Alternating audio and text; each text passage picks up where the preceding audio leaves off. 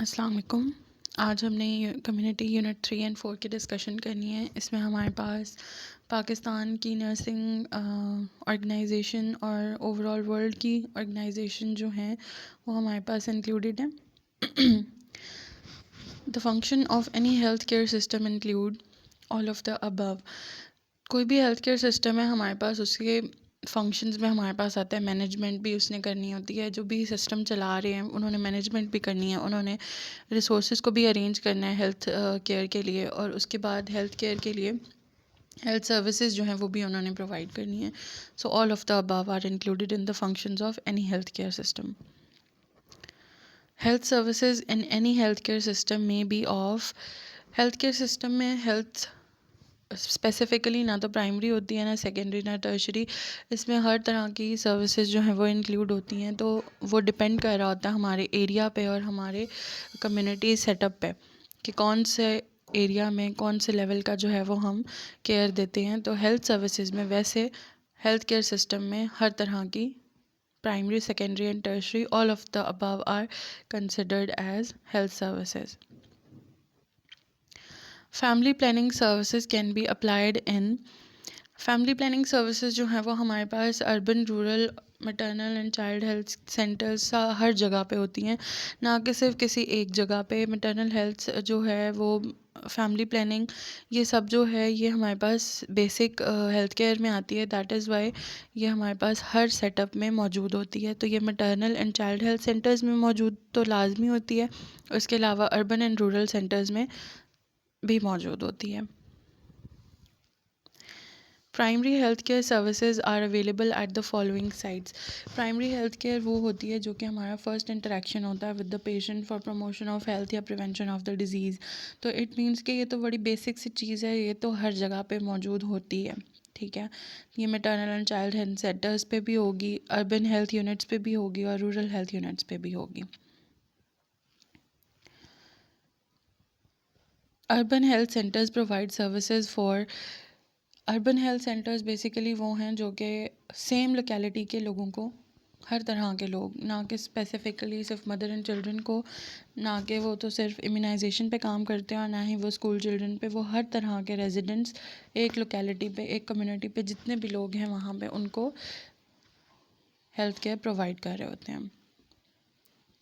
Organization of people, institutions and resources that deliver care services to meet health needs of people. अब basically ये definition दी हुई है health care system की। Health care system basically क्या होता है, हमारे पास एक ऑर्गेनाइजेशन है लोगों की, इंस्टीट्यूशंस की, जो कि डिलीवर कर रहे हैं हमारे लोगों को हेल्थ, उनकी हेल्थ नीड्स मीट करने के लिए। Health care system have how many main सब डिविजन्स। हेल्थ केयर सिस्टम्स की बेसिकली दो मेन सब डिविजन्स हैं, गवर्नमेंट एंड प्राइवेट सेक्टर। उसके आगे फर्दर जो है हमारे पास प्राइवेट में डिफरेंट इंस्टीट्यूट्स आ जाते हैं, गवर्नमेंट में फर्दर हमारे पास फर्दर आगे सेटअप आता है नाजिम एंड ईडीओ, डीसीओ वगैरह। ठीक है, elements of health care system embrace all of the above. अब हेल्थ केयर सिस्टम में ये सारी चीज़ें हमारे पास आ रही थी, चार मेन एलिमेंट्स होते हैं वैसे, जिसमें से ये तीन लिखे हुए हैं। पर्सनल हेल्थ है, पब्लिक हेल्थ होती है, उसमें टीचिंग एंड रिसर्च है, और हेल्थ इंश्योरेंस है। ये चार फैक्टर्स, चार एलिमेंट्स होते हैं हमारे पास हेल्थ केयर सिस्टम के, जो कि मेन होते हैं। In district health care system EDO comes under the DCO. EDO जो है वो बेसिकली डीसीओ के अंदर आ रहा होता है, उसके बाद और जो डीसीओ है वो नाजिम के अंडर आ रहा होता है।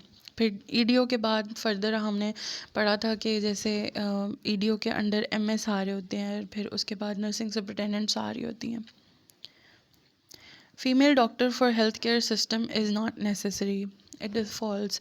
For a healthcare system, female doctor is very necessary, क्योंकि हम एक ऐसे माशरे में रहते हैं जहाँ पे फ़ीमेल डॉक्टर्स को ज़्यादा प्रेफर करती हैं फ़ीमेल्स।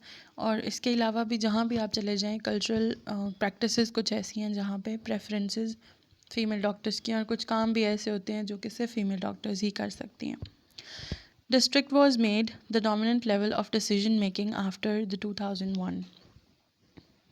ये स्लाइड्स मैंने आप लोगों को सेंड की थी, ये same as it is slides की लाइन है कि district was made a dominant level of decision making after 2001.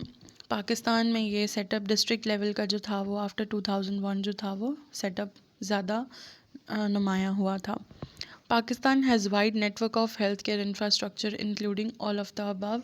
Each one of them is correct. BHUs की जो अमाउंट है वो प्रेजेंटली इंक्रीज़ हो गई हुई है. वो 5334 से आई थिंक 6000 तक चली गई हुई है, लेकिन हम उसको अभी भी बुक्स में जो है वो यही काउंट करते हैं, और हॉस्पिटल्स भी और डिस्पेंसरीज भी, ये सब कुछ पाकिस्तान के हेल्थ केयर इंफ्रास्ट्रक्चर में इंक्लूडेड है.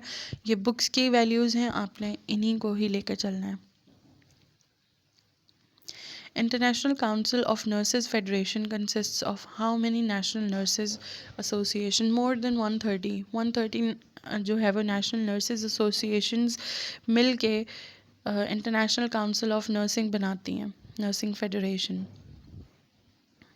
ICN का इंटरनेशनल काउंसिल ऑफ नर्सिंग का हेडक्वार्टर जो है वो जिनीवा में है, जिनीवा स्विट्ज़रलैंड में. Which of the following is not the function of WHO? WHO ने बायोमेडिकल रिसर्चेस भी करनी है, नॉर्म्स एंड स्टैंडर्ड्स भी उसने सेट करने हैं हेल्थ प्रैक्टिसेस के लिए. उसके बाद मॉर्टेलिटी एंड मॉर्बिडिटी रेट को भी उसने देखना है हर कंट्री के हिसाब से, और ख़ास करके डेवलपिंग कंट्रीज़ में. उसके अलावा प्रैक्टिसिंग और लाइसेंस जो है वो काम जो है वो WHO का नहीं है. वो WHO ने हर कंट्री की PNC, मतलब है कि हमारी तो PNC है, इसी तरह से हर कंट्री की अलग एक नेशनल नर्सिंग काउंसिल होती है, उसके अंडर ये काम आता है. और नर्सिंग काउंसिल जो होती है, जैसे कि पाकिस्तान नर्सिंग काउंसिल है, वो हम लोगों को रजिस्ट्रेशन और लाइसेंसिंग जो है वो हमारी करती है. Attainment by all people of the highest possible level of health, it is the mission of WHO. ये मिशन है हर ऑर्गेनाइजेशन का जो कि हमने पढ़ी है, जैसे कि WHO, PNC, PNF, ICN, इन सब के मिशंस हैं और रोल्स हैं कुछ. ठीक है, तो WHO का मेन मिशन जो है वो बेसिकली क्या है कि हर इंसान की, ज़्यादा से ज़्यादा लोगों की हाईएस्ट लेवल जो कि पॉसिबल लेवल है हेल्थ का, उसको अचीव करना. Regulatory body of PNC was established in 1948, right after the independence. जब नर्सेज की शॉर्टेज हो गई थी, उसके बाद जब मोहतरमा फ़ातिमा जिन्ना ने आगे से काम किया, और जो हमारी फ़र्स्ट नर्सेज थी उन्होंने काम किया, तो उसके फ़ौरन बाद 1948 में PNC की रेगुलेटरी बॉडी जो थी वो डेवलप हो गई थी. विच of the following is not the function of PNC? PNC के ये तमाम जो हैं ये फंक्शंस हैं उसके. PNC ने लाइसेंसिंग भी आपको प्रोवाइड करनी है, रजिस्ट्रेशन वगैरह. उसके बाद स्टैंडर्ड्स ऑफ एजुकेशन और प्रैक्टिस वो भी मेंटेन करने हैं. उसके अलावा curriculum of nurses, midwives and LHVs. PNC सिर्फ नर्सेज के लिए काम नहीं करती, मिडवाइफ्स एंड LHVs के लिए भी वही सेम काम कर रही होती है. इसके अलावा वो यूनिफॉर्म सेटअप और रजिस्टर मेंटेनेंस कोर्स ये सब कुछ भी कर रही होती है. Which of the following is non governmental independent organisation?